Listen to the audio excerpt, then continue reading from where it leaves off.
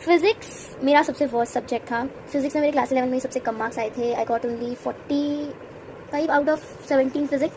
काफ़ी बकवास गया था मेरा फिजिक्स का पेपर क्लास 12 स्टैंडर्ड में भी। लाइक मुझे तो उम्मीद ही नहीं थी कि 63 आएंगे उसके अंदर। खैर, अब मैं बताती हूँ कि मैंने क्या क्या फॉलो किया था and was it really worth it. चलो मैं आपको दिखाती हूँ। सी दिस डायरी जिसके अंदर ना हिसाब किताब कहाँ जा गया। हाँ, दिस इज अ डायरी जिसके अंदर ना मैंने लिखे हुए थे इंपॉर्टेंट क्वेश्चंस जो 1 महीने का जो टाइम था उसमें जो मैं सॉल्व कर रही थी क्वेश्चंस एंड जो मुझसे सॉल्व नहीं हो रहे हैं वो यहाँ पे लिखे हुए थे। वॉच दिस, ठीक है, इस तरह से। एंड ये लाइक मैंने इधर पूरा लिखा हुआ है important question and everything line से रेड पेन से सबसे डेकोरेट करके लिखा हुआ है। But you know what, at the end मैं इनको रिवाइज ही नहीं कर पाई। मतलब मेरे पास इतना टाइम ही नहीं था, इतने हसल बसल में, इतने स्ट्रेस में। And it was the first examination जब दे जा रहे थे क्लास 12 बोर्ड एग्जामिनेशन का, कि मैं इसे रिवाइज कर सकूँ। वॉच दिस, ये भी मैं रिवाइज नहीं कर पाई थी। सारे चैप्टर्स मैंने नेम करके लिखे हुए थे। ये चैप्टर का, ये डुअल नेचर ऑफ रेडिएशन का है, फलाना ढिमकाना। तो यहाँ पे इंपॉर्टेंट चीज़ ये आती है कि if you are genuinely making mistake notebook, सबसे पहले उसे डेकोरेट मत करने लगना, बिकॉज मैंने डेकोरेट करके बहुत टाइम वेस्ट किया था।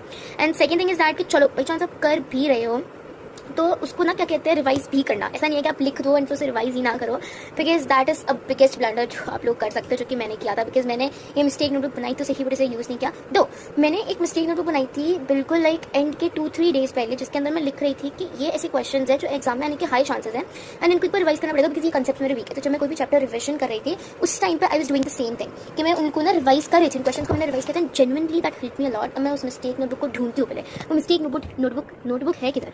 सो दिस इज द प्लेस जहाँ पे मेरी बुक्स रखी रहती है। प्लीज जस्ट इग्नोर दम, I know it's very messy. खैर, मुझे वो बुक तो नहीं मिली जिसके अंदर मिस्टेक्स लिखी हुई थी, बट मुझे एक और बुक मिली है तो मैं आपको दिखा। खैर, चलो बात करते हैं कौन सी रेफरेंस बुक यूज़ करनी चाहिए। सो this is the book that I have used fast with physics. मैंने ये खरीदी नहीं थी, मैंने एक टीचर से बोरो की थी। तो you guys can also do it. एक टीचर से बोरो को मैंने 10th में यही किया था, borrowing books from teachers and उनको रिटर्न ना करना। तो टीचर्स से बुक बोरो करो and it's really helpful guys. इसमें ना इतने बोर्ड्स की पीवाईक्यूज है, एवरीथिंग इज रिटन। सीबीएसई का ये पीवाईक्यू इस समय पे आया हुआ है, फलाना ढिमकाना ये वो, तो काफ़ी ज़्यादा हेल्पफुल था। मैंने इसको काफ़ी ज़्यादा यूज़ किया था क्वेश्चन प्रैक्टिसिंग के लिए। दो मैंने मोस्ट ऑफ द क्वेश्चंस जो थे वो ऑनलाइन ही प्रैक्टिस किए थे। केमिस्ट्री एंड बायोलॉजी के लिए ऑनलाइन मैंने जो सर्च किया था PYQs for this chapter and it was really worth it. मैंने जितने भी पीवाईक्यू सॉल्व किए थे ना, एक्चुअली उसमें से most of them were PYQs मेरे एग्जाम पेपर में। तो आप लोग भी यही करो, पीवाईक्यूज सॉल्व करो। एंड बाकी मैं आपको दिखाती हूँ मैंने फिजिक्स के लिए नोट्स कैसे बनाए थे। Physics deadliest subject again. तो सबसे पहली चीज़ तो फिजिक्स में एनसीईआरटी रीड करना इज रियली इंपॉर्टेंट। लोग सोचते हैं सिर्फ कोचिंग में जो फॉर्मूला शीट्स गिवन है उससे ही काम हो जाएगा, बट नहीं, फिजिक्स की बुक को ऐसे घोट के पी जाना है, इतनी ज़्यादा इंपॉर्टेंट होती है। जैसे कि यहाँ पे मैंने ये एक क्वेश्चन है चैप्टर 2 का, जो कि ये बहुत इंपॉर्टेंट क्वेश्चन है, बिकॉज ये क्वेश्चन मेरे से सॉल्व नहीं होता है। इस क्वेश्चन के आने की हाई प्रोबेबिलिटी थी, पीवाईक्यू भी था। तो मैंने ये लिखा हुआ है इधर कि इसको सिंपल वे में ऐसे सॉल्व करेंगे। एंड मैंने यहाँ पे देखो इस तरह से, अब देखो इसमें ना प्रॉपर्टीज लिखी हुई है इक्विपोटेंशियल सर्फेसेस की, जो कि बहुत इंपॉर्टेंट है। देखो नोट्स तो आप बनाते ही हो फिजिक्स के लिए, फिजिक्स के notes banana is really important, because physics ऐसा सब्जेक्ट है जिसे आप डिकोड करने के लिए आपको थ्योरी भी चाहिए, आपको न्यूमेरिकल्स भी चाहिए, आपको क्वेश्चन प्रैक्टिस भी चाहिए, आपको पीवाईक्यूज भी करने हैं, आपको फॉर्मूलाज शीट्स भी बनानी है। तो physics is that sort of subject. लेकिन जब आप एनसीईआरटी फिजिक्स की रीड करते हो ना, आपको और कंसेप्ट क्लैरिटी आती है। जैसे कि मैं एक ना क्वेश्चन था मेरे एग्जाम पेपर में, फॉर एग्जाम्पल ये गॉस लॉ से क्वेश्चन था कि गॉस लॉ जो होता है वो सिमेट्री फाइंड आउट करने में हेल्प करता है, ये वाला क्वेश्चन था। And most of the people मेरी क्लास में, उनको पता ही नहीं था गॉस लॉ किस लिए यूज होता है। बट आपने एनसीईआरटी पढ़ी हुई है तो आपको पता है कि गॉस लॉ किस लिए यूज होता है। हैव रिटन इट कि सीबीएसई पीवाईक्यू है, टाइम पे आया है, इसकी सिग्निफिकेंस ये है। कुछ इंपॉर्टेंट एक्स्ट्रा चीजें जो एनसीईआरटी बुक में नहीं लिखी हुई है, लाइक अनइक्वल वायर से जब कनेक्ट कर देते हैं तो किस तरह से चार्ज डिवाइड होता है। ये एक बहुत ही फेमस क्वेश्चन है जिसको मैंने लिखा हुआ है। तो ये आपको कब पता चलेगा कि आपको स्टार्टिंग में पता चल जाएगा? नहीं, जब आप एंड में पूरा कंप्लीट सिलेबस करके रिविजन करोगे तभी आपको ये पता चलेगा कि हाँ इस तरह से क्वेश्चन आते हैं, ये क्वेश्चन इस टॉपिक से बनते हैं, गॉस लॉ ऐसे इंपॉर्टेंट होता है एंड ये सब। एंड एनसीईआरटी के एक भी न्यूमेरिकल को स्किप नहीं करना है। It is really very very important. This is the question. यहाँ पे ये एक क्वेश्चन है, बहुत इंपॉर्टेंट है। मैंने इसमें कितने सारे स्टार्स लगाए हुए हैं। कुछ आपके स्कूल के टीचर्स भी हेल्प आउट करता है कि कौन सा क्वेश्चन कितना इंपॉर्टेंट होता है। कुछ आप लोगों को ऑनलाइन देख के, दिस इज दी। तो देखो ये एक सीबीएसई का पीवाईक्यू है एंड इसको मैंने लिखा है बिकॉज मे बी मैं इसे सॉल्व नहीं कर पाई इस रीजन की। अब देखो दिस इज अनदर पीवाईक्यू जिसके अंदर लिखा हुआ है कि ये बहुत ज़्यादा इंपॉर्टेंट है। आई थिंक बोर्ड्स में भी पीवाईक्यू आया हुआ था। तो क्योंकि मुझे क्वेश्चन समझ नहीं आ रहा था, पहले मैंने इसे लाइक ट्राई किया अपने दिमाग से, बट मुझे समझ नहीं आया। फिर उसके बाद मैंने एक यूट्यूब चैनल से देखा एंड इसका जो आंसर था उसको मैंने इस तरह से लगा के रख दिया। So it is really helpful कि जब मोमेंट पर रिवाइज करना इंपॉर्टेंट टॉपिक्स एंड एवरीथिंग, तो आपको बहुत हेल्प होती है।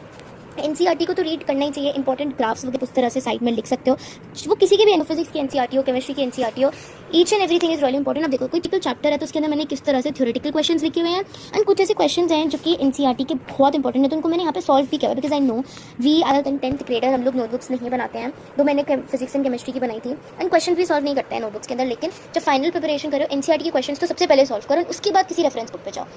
तो दिस थिंग अबाउट के ये सब चीज़ें थी फिजिक्स के बारे में। बाकी मैं फिजिक्स की पार्ट 2 बुक भी दिखा देती हूँ, जिसके अंदर मैंने काफ़ी कुछ ऐड किया हुआ है। 2 रे ऑप्टिक्स चैप्टर मुझे बिल्कुल पसंद नहीं है, तो एंड वेव ऑप्टिक्स उसके अंदर कुछ ज़्यादा लिखा नहीं है। खैर, बाकी वर्ल्ड नेचर ऑफ रेडिएशन की बुक पूरी रंगीन है, जो शो करती है कि मैंने काफ़ी बार पढ़ी हुई है, और उसमें देखो किस तरह से पॉइंटर्स बना के लिखे हैं, बायोलॉजी में मैंने लिखे थे, तो it's really important. And question भी सच में हैं, जैसे कि state Einstein photo electric equation, and actually मेरे पेपर में आई थी ये चीज़, ये वाला चीज़ जो मैंने ये वाला क्वेश्चन लिखा हुआ है, ऐसे क्वेश्चंस आप लिख सकते हो अपनी बुक्स के अंदर, सॉल्व कर सकते हो। देखो मैंने लिखा भी है कि ये सीपीएसई का आया हुआ सवाल है, तो इस तरह से क्वेश्चंस कंटिन्यूसली सॉल्व करो, एंड ये आपके पास तभी हो पाएगा एंड के मंथ में, बाकी और तो कभी नहीं होगा, ये एंड के मंथ में ही आप ऐसा कर सकते हो।